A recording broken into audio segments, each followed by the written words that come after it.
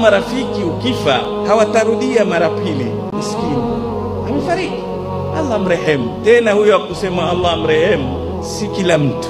Kitu cha kwanza kinapotea, kinaanguka katika ukifa, la kwanza ni jina lako. Umefariki kule hospitali, watu waulizana, mwili umeletwa nyumbani. Lakini ikifika mahali wamekuja na jeneza, atakuliswalia asema karibul janaza, leteni jeneza. Hakuna Hassan wala Muhammad, mwili jeneza waingizwa pale, wasema lete maiti, jina kwisha. Kama jina lako pia ni tabu kupatikana, utabakiwa na nini wewe? Lipi linakuhuri mpaka unajisahau na dunia? Kinachotakikana ni kwamba usigurike kwa chochote ulicho nacho, mali yako, cheo chako, elimu yako, nasaba yako. Hivi vitu vyote vitaondoka mpaka jina lako litapotea. Kwa nini wewe udanganywe na dunia?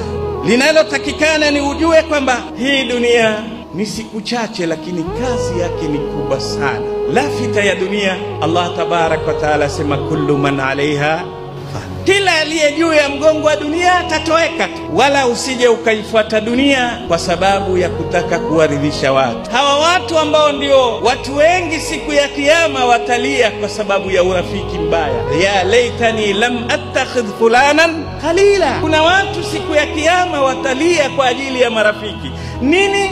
Ameshindwa, ana lazima amridhishe rafiki yake. Lakini hawa marafiki ukifa hawatarudia mara pili.